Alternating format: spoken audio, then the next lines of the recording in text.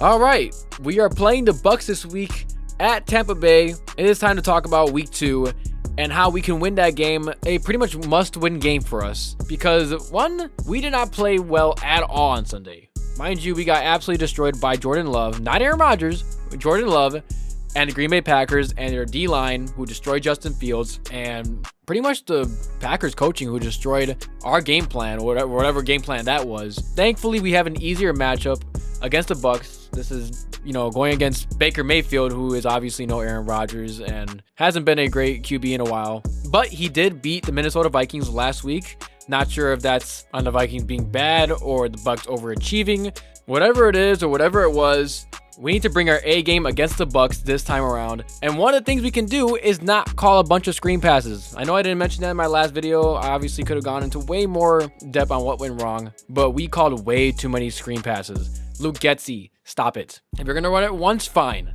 Just to try it out. If it doesn't work, never call that play again. Let Justin Fields use his arm and use his legs. We saw it in week 6 against the Patriots. Once you finally started utilizing his skills and what he's actually good at, his strengths, we were starting to put up points. 30 points per game for like 4 weeks straight. We need to continue to do that. Bring that in week 2, please, Luke Getsy. And on defense, we need to rush the passer.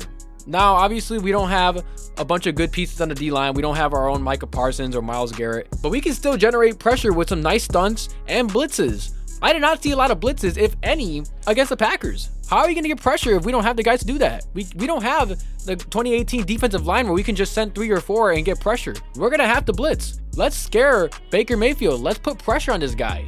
He's not going to throw for 300 yards. He's not going to throw 5 touchdowns on a blitz. Sure, he might have a good game every once in a while, but Baker Mayfield is Baker Mayfield. He's not that good of a quarterback. We can get to him. We can get in his head. We need to expose him. We need to put up stunts and blitzes of every kind. Open up the playbook. I know there is more to our playbook than what we saw on Sunday. Let's use it. Yes, we don't have an elite pass rushing group, but we have guys that can at least do it to a degree. A much better unit than last year for sure.